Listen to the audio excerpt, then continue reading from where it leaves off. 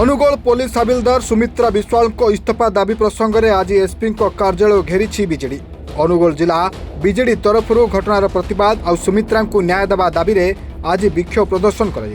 हाबिलदार सुमित्रा विश्वाल जे कि कार्यरत अनुगोल police department रे अकथनीय अत्याचार कर मानसिक स्तर में शारीरिक स्तर में जार परिप्रेक्षी में अरुण साहू मान्यवर विधायक नयागढ़ ए कथा भी विधानसभा उपस्थापन करते मान्यवर मुख्यमंत्री विभाग संवेदनशील हूँ जो भाव में राज्य में राहजानी कथा कहतु रेप कथा कहतु मर्डर कथा कहतु पुणी पुलिस विभाग में एभली एक संगीन अभियोग आसी जहाँकि पुलिस डिपार्टमेंट प्रति एक कलंक सृष्टि कर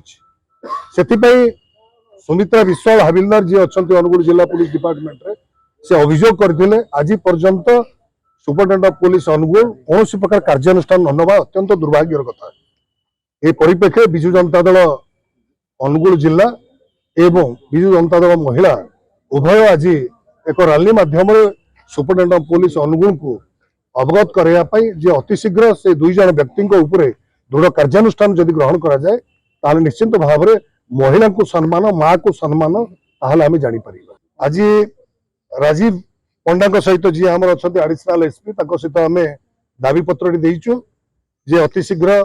superintendent of police Rahul Jain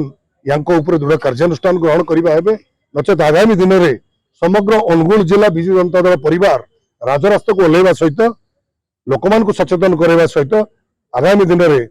किभली भाव में न्याय मिले आम कार्य सुरक्षा विभाग रे चाकरी करथिले से निजे सुरक्षित नहीं सी आज जो परी भाव में अकथनीय माने शारीरिक मानसिक जो जंत्रणा पाई से केते पर्यंत पाई एते गभीर मात्रा रे बाधी जे से आज जे चाकरी खंडे पाऊ नहीं से आज चाकरी को बहिष्कार करचंती सेही परी गोटे नारी नेत्री रो आज अत्याचार रे आमे समस्ते तांको सामिल हेबा पई आमर बिजु महिला जनता दलर समस्त महिला माने एकत्रित होई से न्याय दाबी आज एसपी को पाखरे आमे आज सामिल हेछु। अनुगोल सुधाकर साहू का रिपोर्ट टुडे।